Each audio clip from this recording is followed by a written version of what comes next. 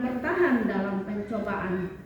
Sebab apabila ia sudah tahan uji, ia akan menerima mahkota kehidupan yang dijanjikan Allah kepada barang siapa yang mengasihi Dia. Apabila seorang dicobai, janganlah ia berkata, pencobaan ini datang dari Allah, sebab Allah tidak dapat dicobai oleh yang jahat, dan ia sendiri tidak mencobai siapapun. Tetapi tiap-tiap orang dicobai oleh keinginannya sendiri, karena ia diseret dan dipikat olehnya. Dan apabila keinginan itu telah dibuahi, ia melahirkan dosa. Dan apabila dosa itu sudah matang, ia melahirkan maut. Sedemikian jauh pembacaan firman Tuhan pagi hari ini. Diberkatilah setiap kita yang setelah membaca, kita merenungkannya, kita simpan di dalam hati, terlebih kita melakukannya di dalam hari-hari hidup kita. Amin.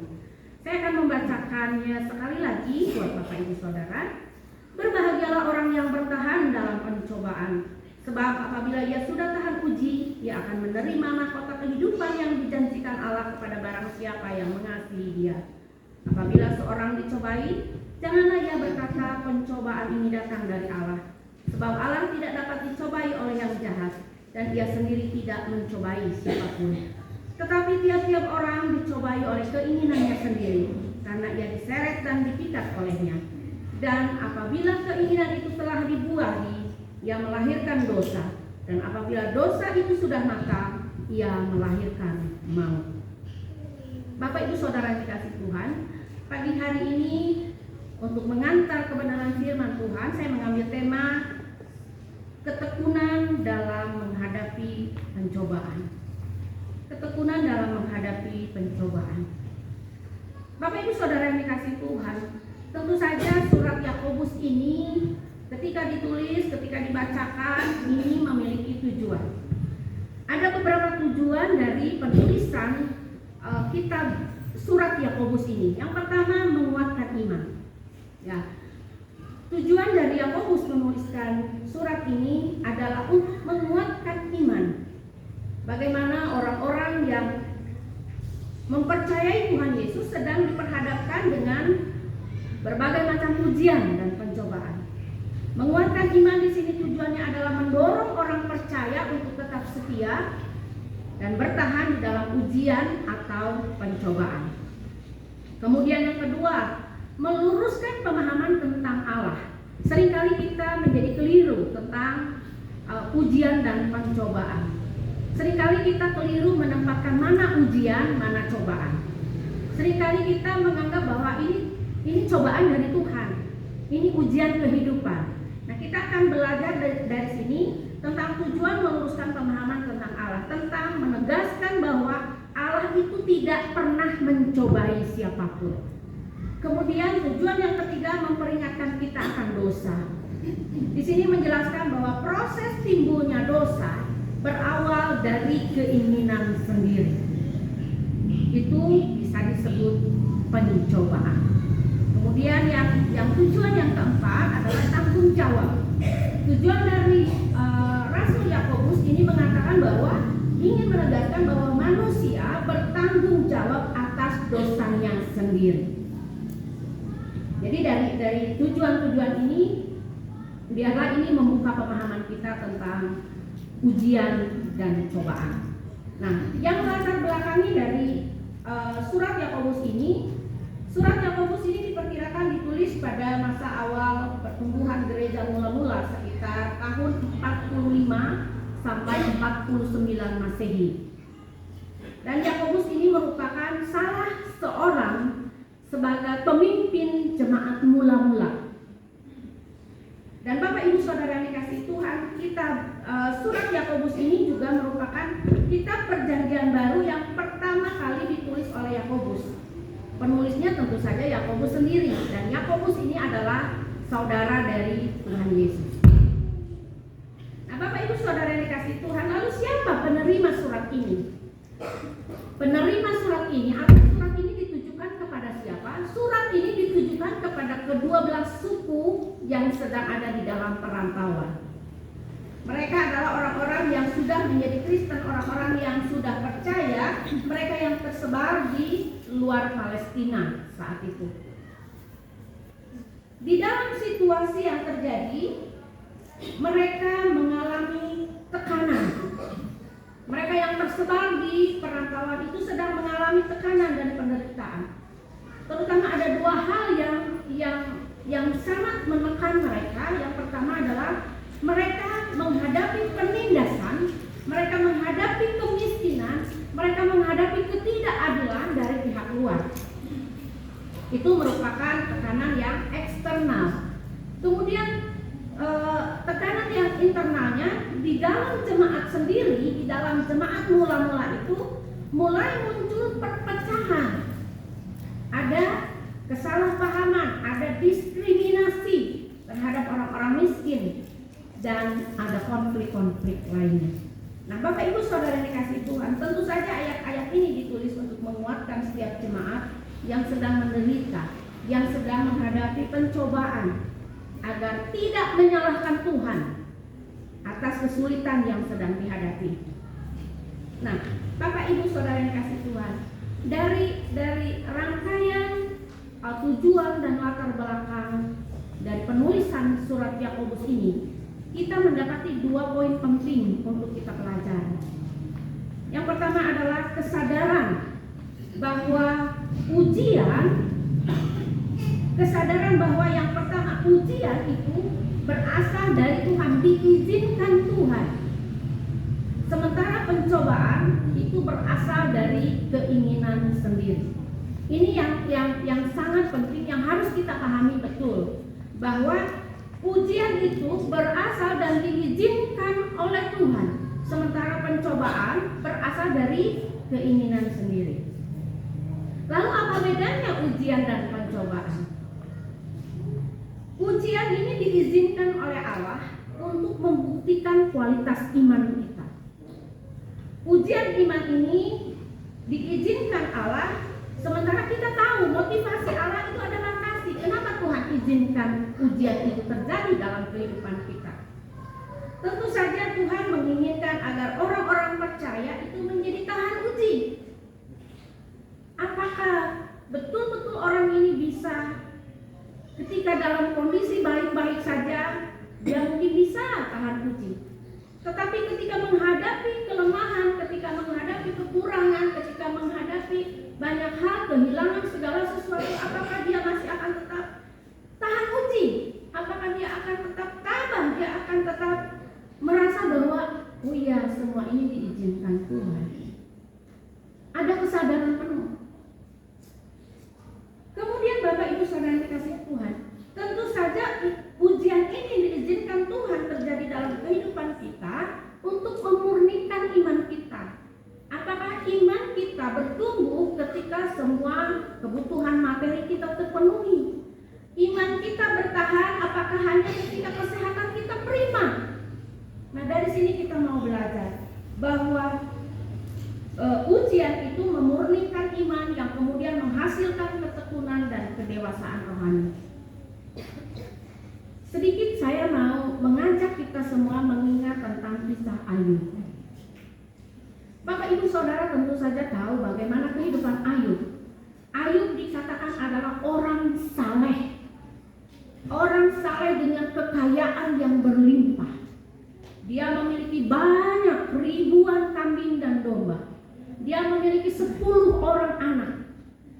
Dan dia memiliki kesehatan yang prima karena segala sesuatunya terpenuhi. Ada teladan yang kemudian kita pelajari dari kisah Ayub. Ketika dia mengalami kehilangan, pertama dia kehilangan anak-anaknya. Bayangkan 10 anaknya tewas. Bukankah Alkitab mengatakan bahwa Ayub itu adalah orang yang saleh, orang yang taat, orang yang setia? Ketika anak-anaknya mengadakan pesta di satu tempat, dia selalu berdoa kepada Tuhan, dia selalu membawa kurban untuk anak-anaknya, untuk keselamatan 10 anaknya, untuk mohon pengampunan daripada Tuhan untuk 10 anak-anaknya. Dia takut kalau anak-anaknya melakukan sebuah kesalahan, sebuah dosa. Dia datang kepada Tuhan. Ketika 10 anaknya tewas, apakah Ayub tidak merasa sedih? Tentu Ayub sangat terpukul.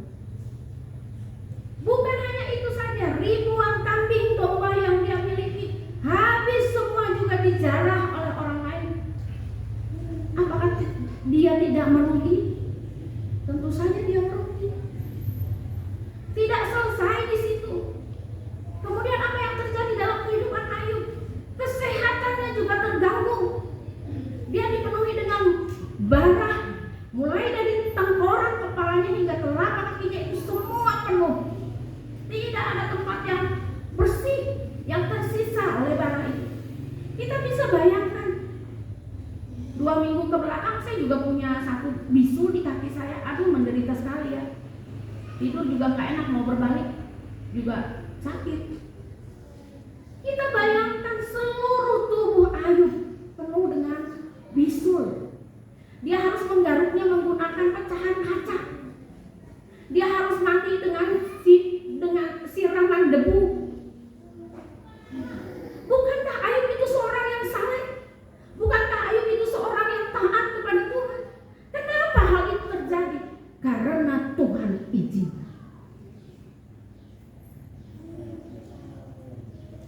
Kalau orang Sunda bilang, nista maja utama, anaknya tewas, harta bendanya habis, kesehatannya juga hilang, ditambah lagi dengan pengkhianatan istrinya. Saudara, kita bisa membayangkan bagaimana menderitanya Ayub. Tetapi kemudian teladan yang Ayub berikan buat kita hari ini luar biasa. Yang pertama, kesabaran yang tanpa batas.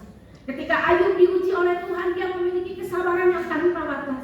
Dia terus memuji Tuhan. Dia terus mengatakan bahwa ini Tuhan izinkan. Ketika segala sesuatu, ya itu hak Tuhan mau lakukan apa buat saya. Dia menyadari betul bahwa dia adalah seorang hamba. Itu pelajaran yang pertama, teladan pertama yang diberikan Ayub buat kita di dalam menghadapi ujian. Lalu yang kedua, integritas dan kesalehannya itu yang nyata. Dia memiliki karakter hidup yang tidak mudah digoyahkan oleh situasi dan kondisi. Dia memiliki kesalehan yang nyata di dalam kehidupan kaumnya saat itu. Ayub membuktikan bahwa imannya tetap teguh meski semua kenyamanan hidupnya dicabut oleh Tuhan. Diizinkan Tuhan semuanya itu sirna. Nah, Bapak Ibu Saudara yang dikasih Tuhan, dari 2 poin ini, sebetulnya ini ada 4 poin. Dari 2 poin ini dulu, apakah kita pernah mengalami ujian seperti yang dihadapi oleh Ayub? Tentu tidak. Dari setiap kita tidak pernah ada yang mengalami ujian seperti yang dialami oleh Ayub. Nah, kemudian Bapak Ibu Saudara yang dikasih Tuhan, teladan apa kemudian yang diberikan oleh Ayub di dalam menghadapi ujian yang Tuhan izinkan itu? Dia melakukan penyerahan diri secara total kepada Tuhan. Dia menyerahkan diri secara total kepada Tuhan dengan mengatakan, ketika aku keluar dari kandungan ibuku, aku tidak membawa apa-apa. Dan ketika aku pulang pun, aku tidak membawa apa-apa. Tidak ada satu hal pun yang dia sesalkan. Ini teladan yang luar biasa saat Ayub menghadapi ujian. Mungkin sulit buat kita untuk mengatakan itu.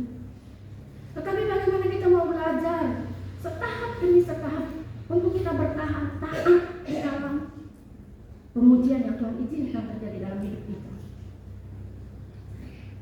Kemudian keteguhan di dalam doa dan ibadah. Seperti sudah saya sampaikan tadi, Ayub selalu datang membawa kurban kepada Tuhan. Dia selalu datang beribadah kepada Tuhan. Ayub tidak meninggalkan ibadahnya. Ia tetap berkomunikasi dengan Tuhan melalui doanya, melalui penyembahannya, bahkan di tengah rasa sakit yang hebat. Kalau kita mengalami sakit yang hebat, pasti paling juga mengeluh.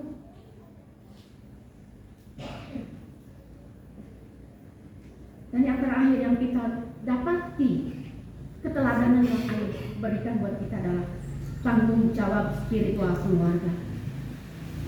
Ayub secara rutin berdoa, mempersembahkan kurban itu untuk anak-anaknya, untuk menjaga kesucian hati mereka di hadapan Tuhan. Karena Ayub sebagai manusia tidak mungkin mengikuti kemanapun anaknya pergi. Dan ini yang menjadi satu pelajaran, satu keteladanan penting kita sebagai orang tua. Kita selalu bersekutu dengan Tuhan, membawa anak-anak kita, mendoakan anak-anak kita demi keselamatan mereka, kesucian kehidupan mereka. Nah, Bapak Ibu Saudara yang dikasih Tuhan, dari sini kita melihat bagaimana ujian itu Tuhan izinkan.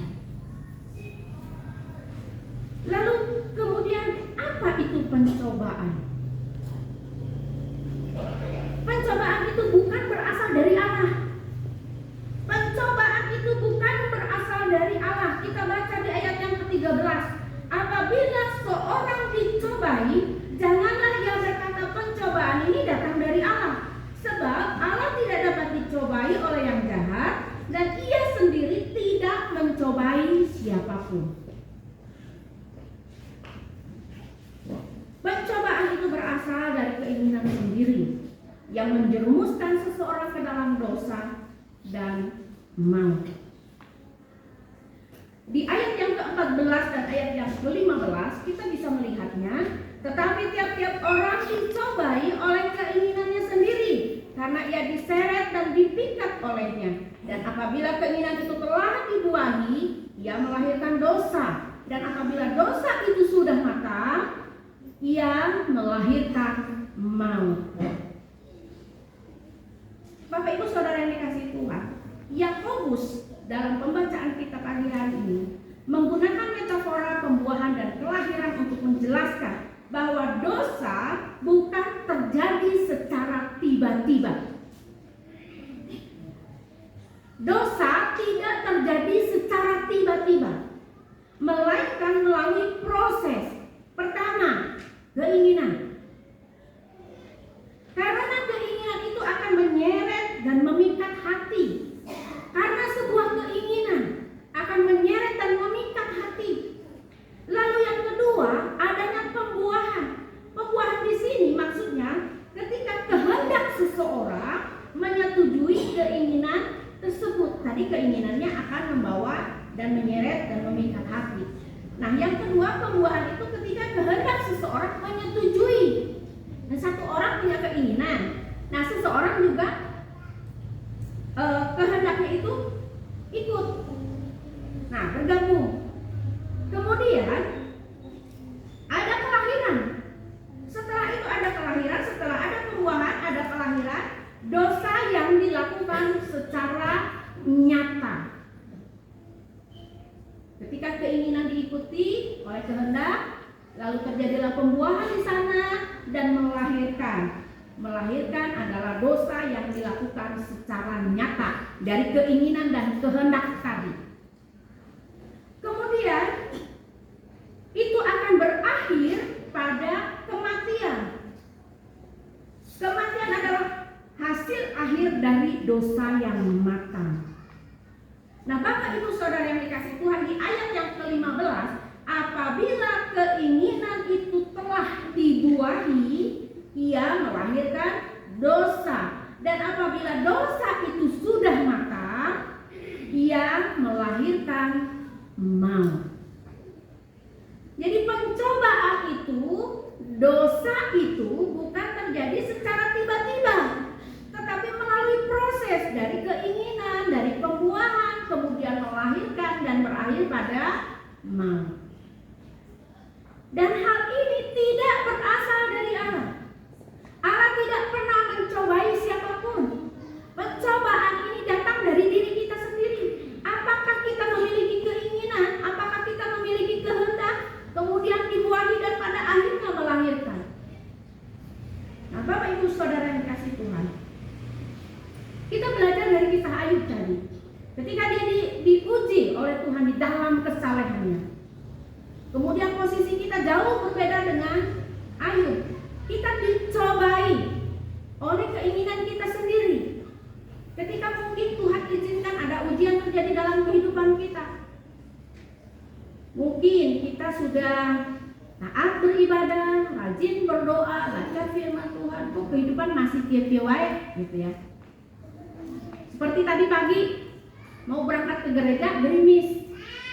Kita bisa katakan itu ujian atau pencobaan? Itu ujian. Bagaimana kita mau mengutamakan Tuhan di tengah-tengah hujan? Bagaimana kita mau mengutamakan dan mencari Tuhan di dalam kehidupan kita, di dalam situasi yang tidak tepat? Kalau pencobaan, meskipun halodo, meskipun tidak hujan, ya kalau malas mah ya malasnya karena itu keinginan pribadi. Nah, Bapak Ibu Saudara yang dikasihi Tuhan, Dari kedua pernyataan ini tentang ujian dan pencobaan, poin yang kedua, bagaimana kita merespon, ya, bagaimana respon kita ketika menghadapi ujian dan pencobaan. Bagaimana respon kita ketika Tuhan menguji kita, kemudian bagaimana ketika pencobaan itu mulai menggoda kita.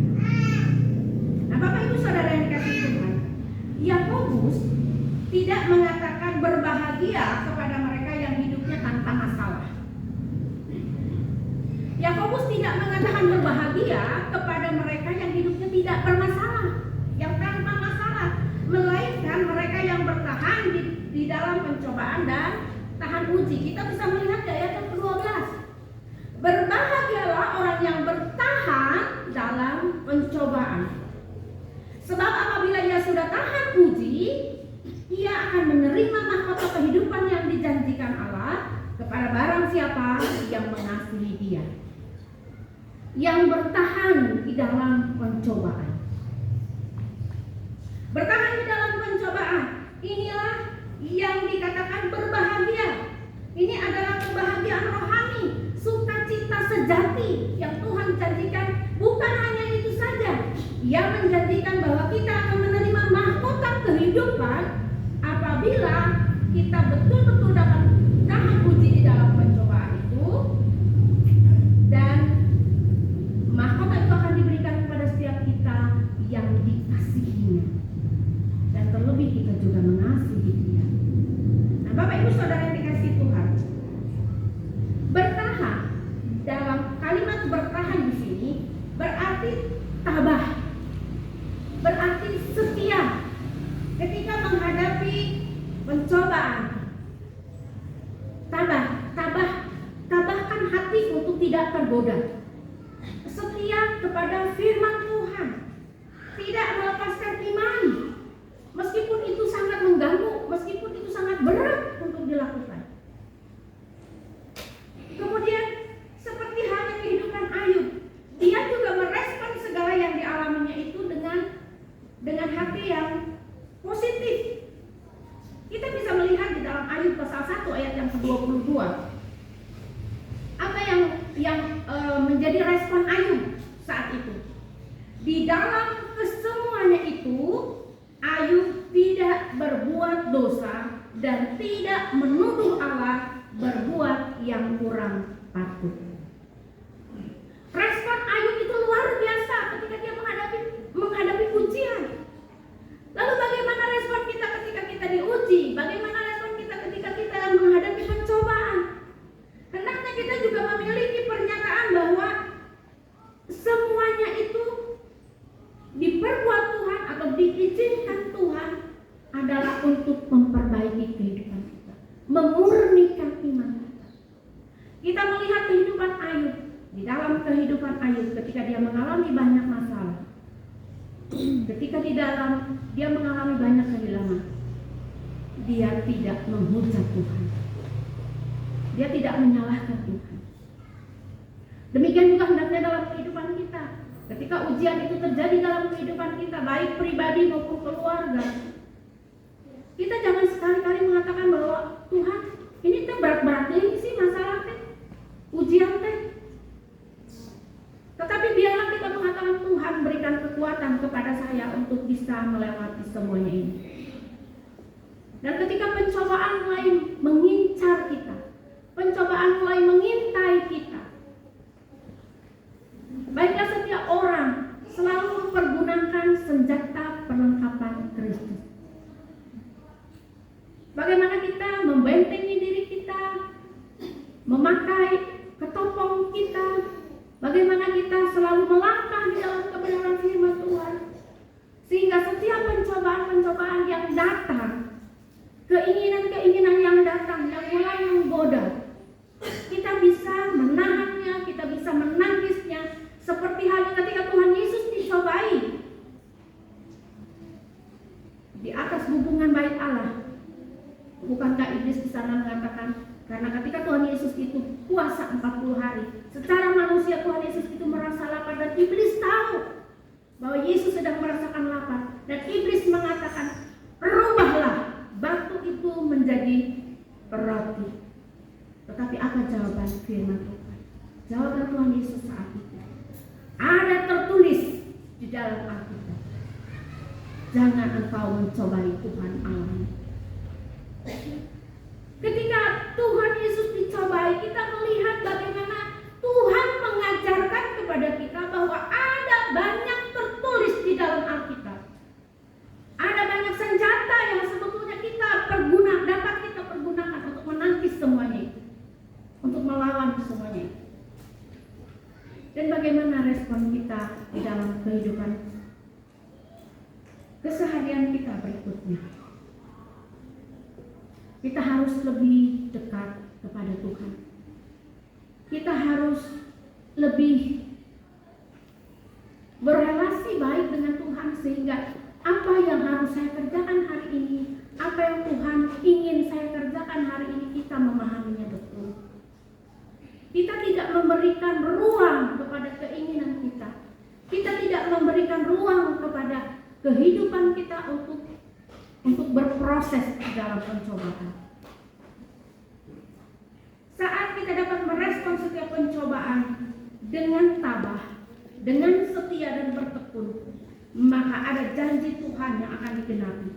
Ia akan memberikan mahkota kehidupan bagi yang dikasihinya. Belajar dari kisah Yesus tadi, bagaimana kita akan selalu berkata tentang firman Tuhan. Ketika pencobaan itu mulai mengganggu pikiran kita katakan ada tertulis di dalam Alkitab. Firman Tuhan harus senantiasa diperkatakan. Dan Bapak Ibu Saudara yang dikasihi Tuhan, dari 2 poin penting tadi, kesadaran bahwa ujian diizinkan Tuhan dan pencobaan itu dari keinginan pribadi, serta bagaimana kita merespon tentang keduanya itu. Mari kita merefleksi diri kita. Kita masuk di dalam refleksi diri kita. Apakah selama ini saya seringkali mengatakan bahwa ini ujian dari Tuhan. Tuhan sedang mencobai saya. Hari ini kita sudah belajar bahwa Tuhan itu tidak pernah mencobai siapapun. Karena Tuhan itu kudus. Allah itu kudus. Dia tidak mungkin membawa setiap orang percaya. Dia membawa umatnya untuk melakukan dosa. Mari kita merefleksikan diri. Yang pertama, mari kita ubah perspektif kita. Mari kita ubah cara pandang kita tentang ujian dan pencobaan. Mari kita ubah cara pandang kita di dalam menghadapi pencobaan atau ujian dengan sukacita. Karena itu adalah alat untuk memurnikan iman kita, bukan akhir dari segalanya. Kemudian bertahan. Kita harus terus bertahan di dalam ujian yang sedang berlaku, di dalam pencobaan yang sedang menggoda. Jangan menyerah. Jangan terburu-buru minta jalan keluar kepada Tuhan, tetapi mintalah kekuatan dan ketekunan untuk dapat terus bertahan. Kemudian buktikan bahwa kita mengasihi Tuhan. Karena ketika kita tekun, kita tabah, kita taat di dalam menghadapi ujian dan pencobaan, itu tanda tertinggi dari kasih kita kepada Tuhan. Bapak Ibu Saudara yang dikasihi Tuhan, dan sebagai kesimpulan dari perenungan kita pagi hari ini, tentu saja kembali kita melihat dari 2 poin penting tadi. Kesadaran bahwa ujian itu berasal dari Allah, diizinkan Allah untuk terjadi, maka ingatlah, ketika kita tabah di sana, ada berkat bagi yang bertahan, ada berkat yang disediakan, dan kita akan dikatakan orang-orang yang berbahagia. Ujian bukanlah hukuman, melainkan proses untuk menerima janji itu. Ujian bukanlah akhir dari segalanya. Ujian itu bukanlah sebuah hukuman akhir, hukuman yang berat, tetapi itu akan menuntun kita untuk menerima janji Kristus. Sedangkan pencobaan itu bukan berasal dari Allah. Pencobaan itu berasal dari diri kita sendiri. Sebab Allah itu kudus dan Allah tidak dapat dicobai oleh yang jahat. Sehingga tidak mungkin Ia menjatuhkan anak-anaknya ke dalam dosa melalui pencobaan. Yakobus menjelaskan bahwa pencobaan adalah bagian yang tidak terelakkan di dalam kehidupan manusia. Namun sumber dan hasil akhir dari pencobaan tersebut bergantung kepada bagaimana kita meresponnya. Kita tidak dapat menyalahkan Tuhan. Kita juga tidak dapat menyalahkan situasi atas kegagalan moral kita. Sebaliknya, Bapak Ibu Saudara yang dikasihi Tuhan, kita dipanggil untuk tetap setia di dalam ujian agar karakter dan iman kita semakin dimurnikan. Amin untuk firman Tuhan. Mari kita